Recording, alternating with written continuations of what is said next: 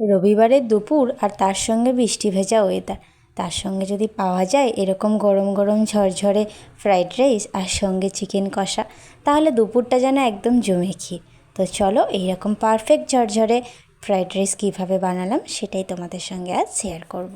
অবশ্যই এন্ড পর্যন্ত তোমরা দেখতে থাকো, তাহলেই তোমরাও বাড়িতে এইরকম ঝরঝরে ফ্রাইড রাইস বানিয়ে নিতে পারবে। ফার্স্ট আমি নিয়েছি কিছু সবজি, যেমন একটা ক্যাপসিকাম, কিছুটা গাজর আর কিছুটা বরবটি।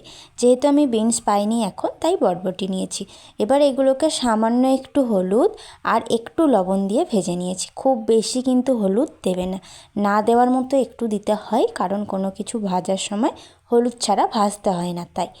এছাড়া আমি ভেজে নেওয়ার পরে এখানে নিয়েছি ইন্ডিয়া গেট বাসমতি রাইস, আমি নিয়েছি 500 গ্রাম।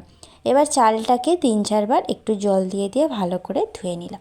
যেই পাত্রের মধ্যে ভাতটা বসাবে সেখানে কিছুটা জল বসিয়ে দিয়ে তার মধ্যে কয়েকটা এলাচ, দারচিনি, লবঙ্গ আর তেজপাতা দুটো দিয়ে দিয়েছি। জলটা একটু গরম হয়ে যাওয়ার পরে চালটা ধুয়েও চালটা দিয়ে দিলাম। এবার ভাতটা হতে দেব। ওই ধরো 80% মতো যখন ভাতটা হয়ে যাবে তখন কিন্তু নামিয়ে নেব। ভাতটা যখন ফুটতে শুরু করেছিল তখন ওর মধ্যে দিয়েছি 2 টিস্পুন ভরে ভরে লবণ। এবার আমার ভাতটা রেডি হয়ে গেছে আর আমি জল ঝরিয়েও নিলাম। তবে ভাতের মধ্যে যেসব এলাচ, লবঙ্গ, দারচিনিগুলো দিয়েছিলাম সেগুলো কিন্তু ফেলবো না। দেন আর একটা শুকনো কড়াইয়ের মধ্যে দিয়ে দিলাম 2টো এলাচ, লবঙ্গ, দারচিনি আর দিয়েছি জায়ফল।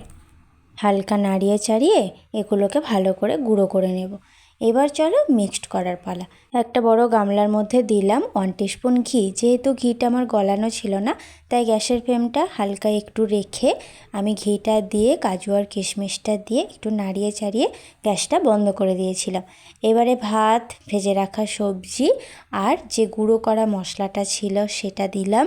এছাড়া দিলাম সামান্য একটু লবণ, 1 টিস্পুন ঘি, 2 টিস্পুন মতো চিনি, আবার কিছুটা ভাত তার উপরে দিয়ে আবার ওই বাকি যে মশলাটা ছিল সেটা, লবণ, চিনি, ঘি এবং ভেজে রাখা সমস্ত সবজিপাতিগুলো দিয়ে ভালো করে এখন কিন্তু আমি ঝাঁকিয়ে ঝাঁকিয়ে সব কিছুকে মিক্সড করে নেব। হাত দিয়ে করতে গেলে ভেঙে যেতে পারে, তাই অবশ্যই এইভাবে গামলা দিয়ে ঝাঁকিয়ে ঝাঁকিয়ে কিছুক্ষণ টাইম নিয়ে আমি সব কিছু মিক্সড করলাম। এরপরে আমি 5 মিনিট মতো গ্যাসটা জ্বালিয়ে একটু ঢাকা দিয়ে রেখেছিলাম গরম করার জন্য। ব্যাস 5 মিনিট পর ঢাকনা খুলেই গরম গরম সার্ভ করুন। দুর্দান্ত হয়েছিল এই রেসিপিটা। আজ তবে আসি, বাই বাই।